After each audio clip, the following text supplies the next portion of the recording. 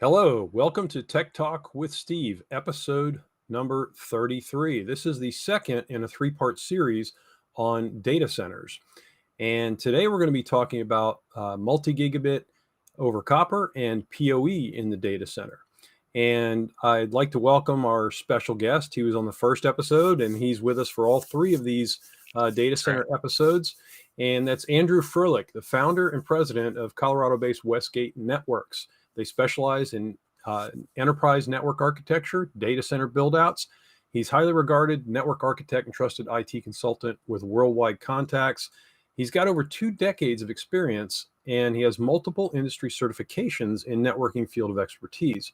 He's also the founder of InfraMomentum, an enterprise IT research and analysis firm.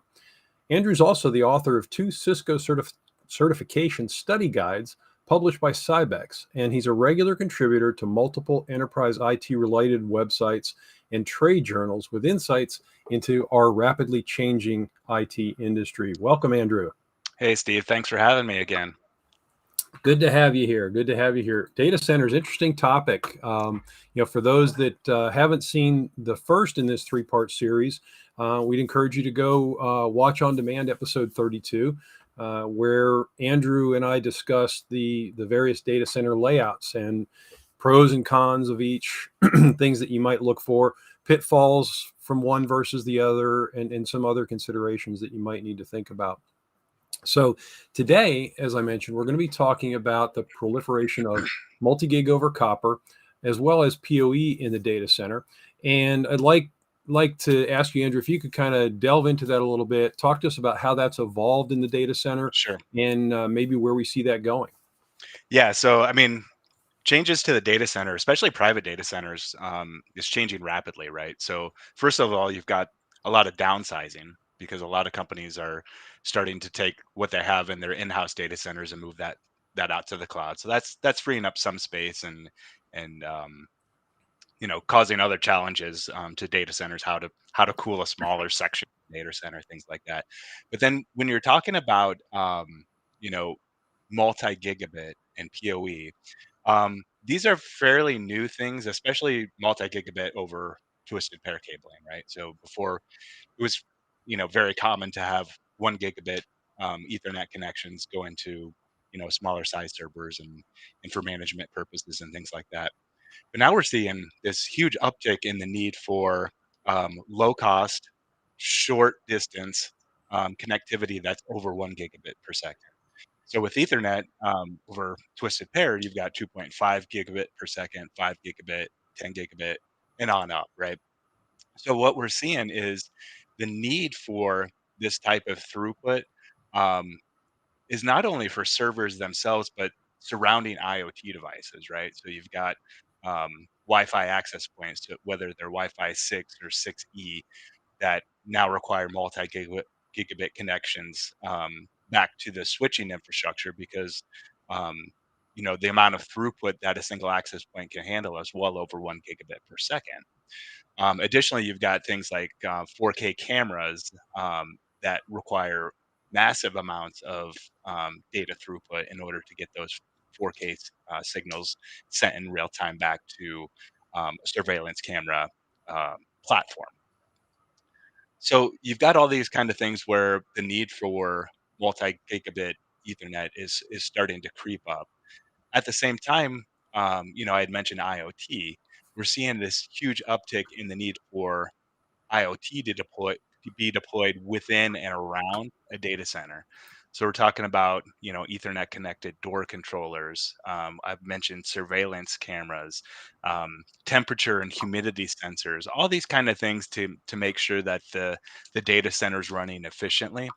Um, but what's interesting is that prior to this IoT revolution, we never really had the need for power over Ethernet within the data center, right? Because Right. the servers, all the connectivity, all the the network equipment, they had their own power sources, right? So with this proliferation and this uptick in IoT now, we're seeing the need for power over Ethernet switches to be deployed within the data center. And so this combination of multi-gigabit speeds and PoE it's starting to wreak havoc in some data centers from a cabling perspective, because we're getting a lot of excess noise, either within the cable itself or surrounding the cable. And this excess noise is causing a lot of a lot of transmission problems, that we're starting to see, especially with lower quality, unshielded, Cat 5e type of cabling. So we're seeing, the need for, um, first of all, test the cable to make sure that it could handle this type of PoE and multi-gigabit speeds. But then also if it can't handle those types of speeds and power over Ethernet needs, um, the potential of replacing that cabling and what you would need to upgrade to in order to satisfy those requirements. Right, right, makes sense. So one of the things that that we I guess really need to think about when it comes to the data centers. You mentioned yeah the influx of the PoE and the multi-gig and some of the challenges that you've got there. But what are some real world examples of what if you have a problem with the multi-gig or you have a problem with the PoE, what kind of things might happen, and it might not happen in the data center, right? It might happen elsewhere that the problem arises. You don't see it in the data center until you get a call. Right. So one of the things that, there's north south traffic in data centers, and there's east west traffic, right? So you could have interference, you could have complications, um, either coming in and out of the data center, or moving, um, with distributed workloads now, moving data from one server to another, that's servicing the same application or service. So it's difficult to tell when there is a performance problem, whether it's a problem from the end user side, a problem of, um, data transmissions going in and out of the data center, or the data transmissions going between services within a data center, right? So, um, from an interference standpoint, you just never know where that problem is occurring, unless you have the right tools to troubleshoot. Right, exactly. So speaking of the right tools to troubleshoot it, would like a physical cable qualifier or a certifier suffice? Can you solve all this stuff by just checking the cable? Not necessarily. I mean, what you want to do is with your IT operations staff, you need to have, a series of tools for troubleshooting various cable problems. Um, you know, the simplest, form of a cable test is just a wire map test, right? So Right. just verifying that your wires are mapped appropriately. There's no loose connections and things like that. Um, Ideally, that'd be all that a technician would need, but it goes so much more beyond that, especially when you're talking about multi-gigabit speeds, PoE issues, and all this kind of interference that impacts your signal to noise ratio, right? Yes. So I would say no. Those simple types of testers are not all that's needed. You need something a little bit more robust that can handle, not only the testing and verification, but also a little bit of troubleshooting, tools as well. Right, exactly. Yeah, and you mentioned noise, and that's important. In a an ideal world, you wouldn't need a tester, right? You've done your job right. You've terminated the cable correctly, so Right. everything should be perfect. You plug in your devices and they work. That's your ultimate test, right? So that's like, okay, I plug it in and it works. That's my test. I'm good to go. But it works at that moment in time, Right. and a lot can happen. Sure. Other links might not even be up yet. Yep. Somebody pulls some new cable in the Yep. underfloor space and damages the cable, Adding a couple somehow. new PoE IoT sensors, can cause interference. Oh yeah, you over provision Yep. the PSE, There because you you've go. added more devices and you actually can run on it. That Right. a lot of things like that can happen. Hmm. So it's important to be able to have beyond that physical cable test, and so you can do a wire map, which is fine. It tells you it's terminated, and you've got pin to pin continuity if it's just a basic wire map tester. But if you have a problem, you need to figure out where the problem is. How far, is it a short and open, whatever is going on with it, and where's that problem along the cable? Exactly. Um, Yeah, and those SNR tests are becoming more and more important because the faster you start sending data down a wire, like if you're bumping up from 1 gigabit to 2.5 or 5 gigabits per second, the faster you go, the more susceptible those transmissions are to interference, right? So that's why SNR readings are so important these days. Exactly. And I'm going to go ahead and share my screen since we're talking Okay. about the SNR. I'm just going to go ahead and pull up my screen here, and let me double check, make sure I'm up here. Pardon me if we get a weird. Okay, sorry about that. A little weird garbage on your screen there. Just want to make sure we're up. So I've got actually what I'm using here. It's not the Test Pro CV100 multifunction certifier. What I've got here today is the Network Service Assistant, the NSA. Both of these testers will do the type of testing you're talking about. They'll both do the multi-gig. They'll do some PoE troubleshooting that we'll talk about more here in a minute. But since we're talking about that SNR test, what I'm going to do is I'm going to go ahead and I'm going to connect my my NSA. I've got a little patch cord. Now I'm using, this is a mini RJ45. I typically don't recommend you're using minis like this when you're doing PoE. But I've got a short run here. What we're doing, everything should be fine. But normally you want to use a little more robust. Now there are some manufacturers who will, they'll qualify their thin patch cords for use with PoE. So, refer to the manufacturer's documentation for that.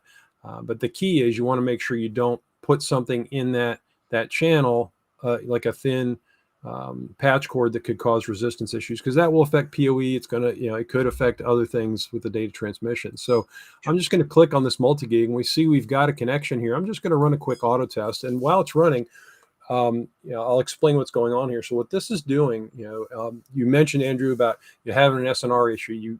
You're having issues with this segment. Now, we've got this set to run a connection test at 1 gig and 100 meg. It's not going to measure the SNR at 1 gig or 100 meg. If we wanted to do that, we could do that through the side Ethernet port.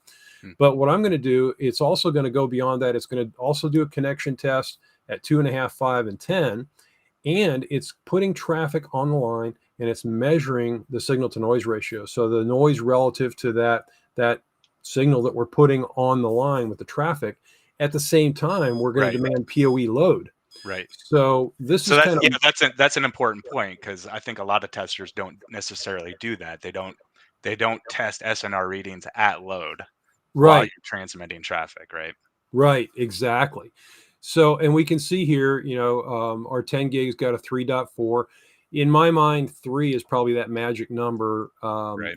Especially That's a bare minimum, right? Yeah, for 10 gig, 3 dB is a bare minimum. Now, I've got limits set to 0 on this. These are user definable. And the 0 is the IEEE limit. And at 0, if you get to 0, you've got a pretty bad link there, because your noise and your signal are just about at parity. So here I can see, 10 gig passed, 5 gig passed, 2.5 passed. I can even look at this by pair. So if one of these didn't look good to me, or it failed, I could click and see which pair was having the problem. And then we can revert back to our physical cable test. And we can run a physical cable test and see what's going on with the cable, to see if there's actually something, maybe we have a bad termination on one end or the other. We've got some excessive crosstalk because we didn't maintain our pair twist or whatever. So we can see a lot of that. But we also see that we've connected at 100 meg and 1 gig here. And we see that we've got PoE power 64, roughly 64.5 watts here. And these tests can be saved, and you can document these. So not only using this for troubleshooting in the data center, but you may want to be able to document all of these links. So as you're turning up, new links with multi-gig and PoE over copper, you can run a test just to make sure that you've documented, yep, we're getting the level of PoE we're supposed to have. It looks good at 10 gig or whatever speed we're running. And you can save that test just like you would a certification test. Now, to explain to the audience here, Andrew, a little bit with regard to SNR, we'd like to comment on why a higher number is better when we talk about SNR. Right. Yeah, so SNR is it's a ratio, right? The Mhm. ratio between your signal, what you want to have transmitted across a wire and reach its destination, versus the noise that's being received on the other end, right? So with this ratio, it's kind of like speaking to somebody in a crowded room, right? The closer you are and the louder they talk, the better that signal to noise ratio is versus the Right. background noise of the conversation, right? So it's a similar situation where you want to have a higher signal reading compared to the noise reading, and the higher that signal reading is, um, the more accurate the signal will be read on the other end. Gotcha. Gotcha. Now, a lot of people will talk about BERT testing, and Yes, I've had people ask me before, well, wouldn't a BERT test give me the same troubleshooting capability? right.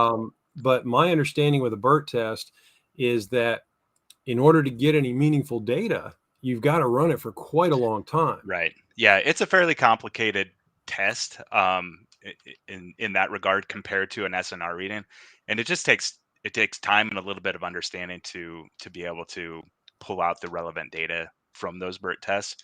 I mean, it is a good test if you can if you've got the time and resources to do it, right? But for most situations, especially if you're in IT ops staff, you're going to want a quick, simple test like an SNR reading that's going to get you um, pretty much the exact same results as you would with a BERT test. Right, right, exactly. So if we were having a PoE issue, the PoE device isn't working, for instance, um, is there an easy way to know without the appropriate test equipment if it's due to the cabling? Is it due to the power level being inadequate? Is it due to a network link issue? Is it due to noise? Is there any way to really tell without having something other than just a cable tester? Well, see that therein lies the problem, Steve. I mean, it could be any of those things at any given time, right? Because those all three of those things that you mentioned, that not enough power from the switch, a cabling issue, or an issue with the PoE device itself. Those three things happen all the time, right? So you can't really just say, well, 90% of the time it's a cabling problem, something like that, where you can focus on one thing. It could be any of those three things. So that's why you need something to be able to test for all three of those situations. Right, Um, so, right. Exactly. So I pulled up the PoE test while we were chatting here. sure. So with something like this, when you're trying to troubleshoot that situation, the first thing you want to do is detect, are we even getting power? Can we see a PSE? And of course we do here, and you can select whatever level of PoE that you're looking to have at that endpoint. And the initial test, and there's a lot of, I don't want to call them cheap, low end, but there's a lot of just base, I'll call them basic PoE testers that Mhm. will show you this information, allocated power. They might show you the PoE pairs. They might show you the type and class, but they'll probably show you voltage. And they'll show you they detected a PSE. So the allocated power, while it's an important number, it's theoretical, right? So and it's 71.3 watts. This is what we should get from a 90 watt. Some people may call this 100 watt, but it's the same standard. It just depends on how you're doing the math. But it's 90 watt PoE. You should get 71.3 at the endpoint, assuming 100 meters of perfectly working cable. But until you put a load on that, until you have a device there demanding the power from the switch, you really don't know because of things like resistance, the length of the cable, the capability, the PSE.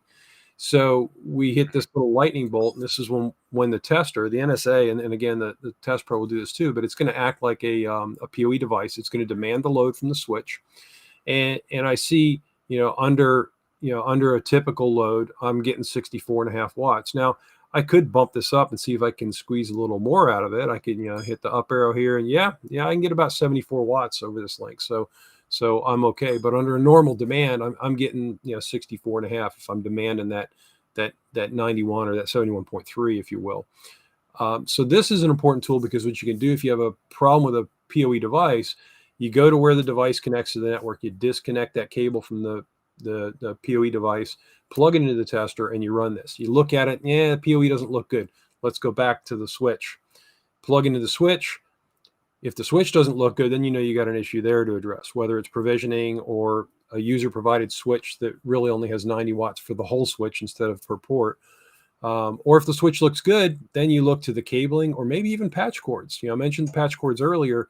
Yep. If somebody replaces a patch cord with something cheap, God forbid they put something like this piece of flat satin, into a PoE link, I've you seen could it have some happen. issues. Yeah.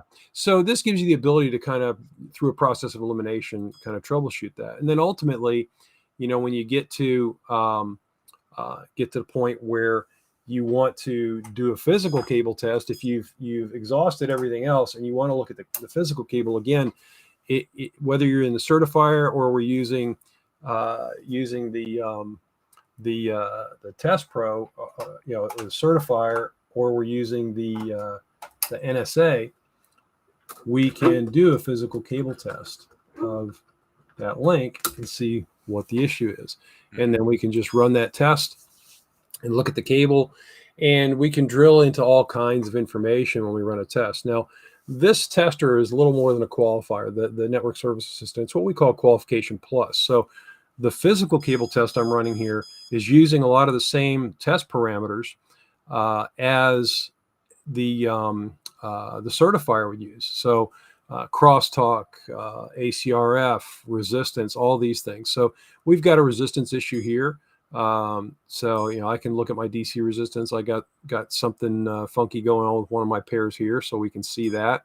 But you can see other things. We can look at insertion loss. We can look at our crosstalk. We had a crosstalk issue here as well. So when we have a failure like this, we can actually look at a TDR trace, and we want to look at crosstalk.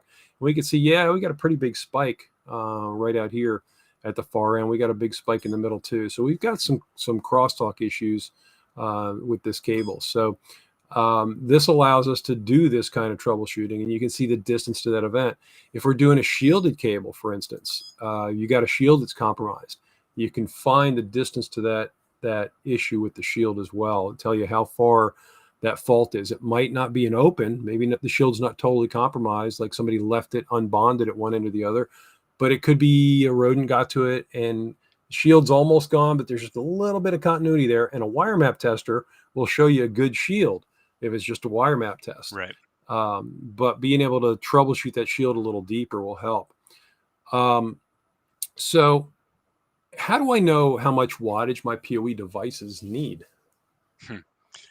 Well, it really depends on the device itself and the device manufacturer, right? So, depending on the vendor of the PoE device, they may give you the exact wattage requirement somewhere in their documentation, right? That's ideal.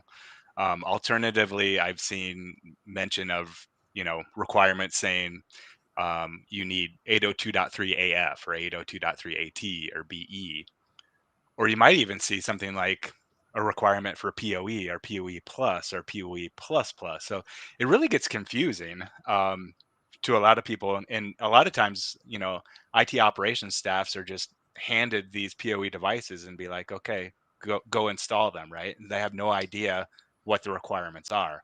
So it's really a tricky situation a lot of times in the fact that a lot of people have no idea what power requirements are needed for one Right. particular device. Right, exactly. So I guess, in a nutshell, always consult the manufacturer's specifications Right. to get the answer, but sometimes that's not always And available. understand, at least have some basic understanding of the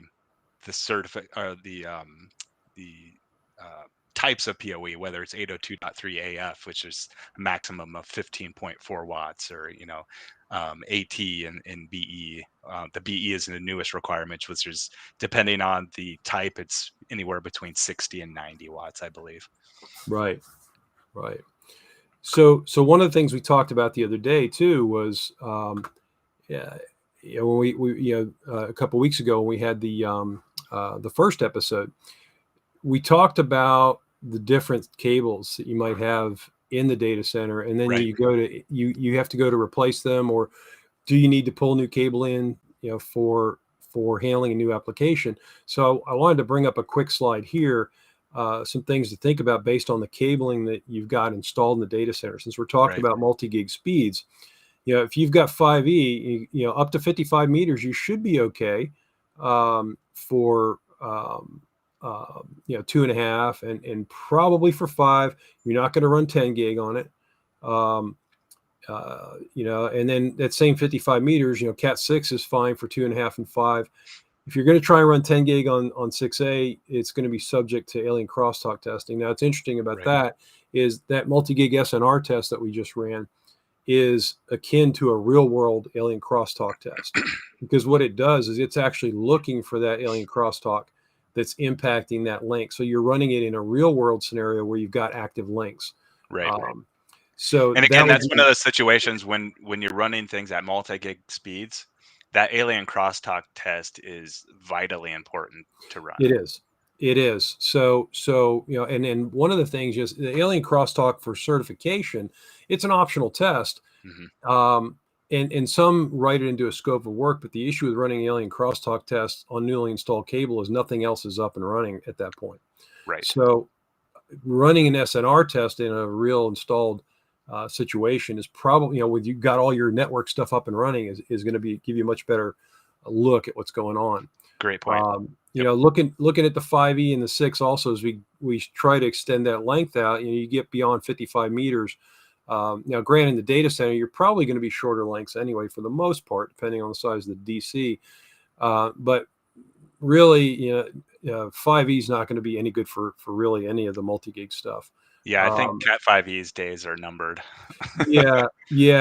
Cat 6, you probably can get by with 2.5, but 5 gig, you're going to be problematic. Now, the thing I like about this is it points out the value of having Cat 6. Absolutely. Yep. When we're talking, 10 gig, multi-gig, if money's no object, of course, everybody's got a budget. I'd do 6A for everything. Absolutely. And then, you really wanted to kick it up, go 6A shielded. You take away that noise issue too. So great point. At least if it's installed properly and the shield's not compromised. So the other question I had is, what about temperature in the data center? How can that impact? It could certainly impact the temperature of the copper cabling. And what does that do to the network performance and the PoE? Yeah. So, I mean, there is a need to keep cabling cool. Temperature does impact, it causes interference on the copper cabling itself as well. So that's another issue, right? So if you've got tight bundles of, twisted pair cabling, and you're starting to push PoE through there, well, that's going to significantly increase the temperature of that cable bundle. And that too can cause interference problems. Gotcha. So it's definitely important to maintain that temperature, not just for the sake of the network equipment, because if it gets too hot, obviously you're going to really start to have problems. But of course the cabling, and we talked about some of the things that can cause problems with PoE, like resistance on the cable. So one of the tests we do is a DC resistance unbalance test, and that's important that the pairs have a balanced resistance, because if it's out of balance, then the PSE has to struggle to provide that power at the endpoint, and it usually ends up where you not only have an issue getting the power to the endpoint, but now it starts to cause interference with the electronics in the PSE, and you can start to see not just the PoE have a problem, but now the network connection itself can start to experience an issue. So a lot of these things can impact that. I'm going to go ahead and take off my my screen sharing here, and get back over to our window. And so I think this brings us right about to the end of our 30 minutes. This has been really, really good, Andrew. Very informative. I appreciate you again joining us. And just to let everybody know, if you're posting questions, we actually had to pre-record this session because I am on an airplane at the time this is being broadcast. So So we will address your questions. Somebody from AEM staff will be looking at these questions and respond right away if possible. Otherwise, we'll review them and respond within a day at the latest to make sure you get answers. So again, we will be back again in 2 weeks on August 30th with part 3 of this 3-part data center series. You'll see both Andrew and myself here.